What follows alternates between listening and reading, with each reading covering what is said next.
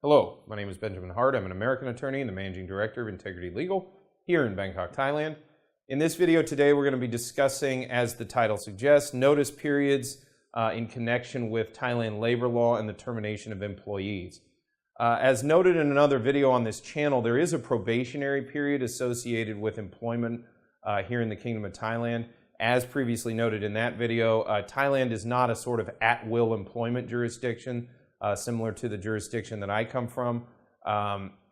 Many Americans are actually rather used to the notion of sort of at-will employment in which one can sort of be terminated without much cause. They basically can just sort of be terminated, at will, for lack of a better term.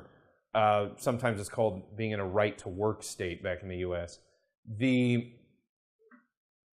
That being said, there are other jurisdictions in the United States, as well as the Anglosphere and in Europe, that have more restrictions with respect to how and under what circumstances an employee can be terminated. In Thailand, this is no less the case. In fact, there are various severance issues associated with terminating an employee in the Kingdom of Thailand.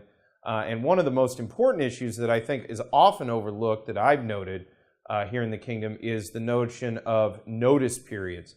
There are required notice periods where an employer needs to put an employee on notice of impending termination.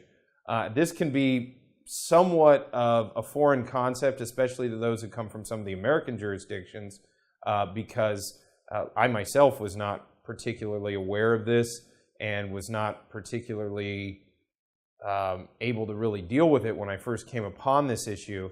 It was only later that I, came to understand some of the tactics and strategies that Thai attorneys here in the Kingdom, some of whom were with our firm, use to deal with this issue. But basically, the thing to take away from this is there is a required notice period. Now, it may depend a little bit depending on the given circumstances of the case, but generally speaking, 30 days is pretty much a pretty trusted rule of thumb. Again, those interested in these matters are strongly advised to contact professional legal counsel in order to get assistance in the matter so that they can go ahead and tailor their strategy with respect to these issues based on their own set of given circumstances. But again, a good rule of thumb is about 30 days notice needs to be given to the employee. That's in order for the employee to go and find other employment, etc. But in some cases, it may not be overly preferential to the employee to go ahead and have that individual working for another 30 days, knowing that they're not going to be there at the end of that time period. So in those cases, that employee oftentimes is going to need to be paid during their notice period. That usually that last 30 days.